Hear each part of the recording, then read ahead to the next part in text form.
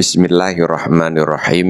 Salah satu kendala dalam dunia pengobatan adalah kesembuhan yang tidak total atau penyembuhan sebuah penyakit yang menimbulkan penyakit yang lain.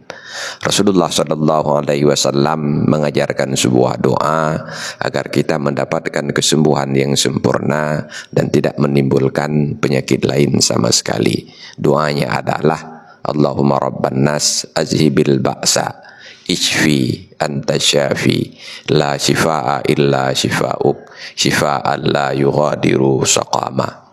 Diriwayatkan dalam sebuah hadis annan nabiyya sallallahu alaihi wasallam kana yu'awwizu ba'd ahlihi yamsahu biyadihi al-yumna wa yaqul. Rasulullah sallallahu alaihi wasallam membuat perlindungan kepada sebahagian keluarganya. Beliau mengusap dengan tangan kanannya dan membaca Allahumma rabban nas azhibil ba'sa ishfi anta syafi la shifaa illa shifauk shifaan la yughadiru saqama. Wallahu a'lam bishawab. Walhamdulillahi rabbil alamin.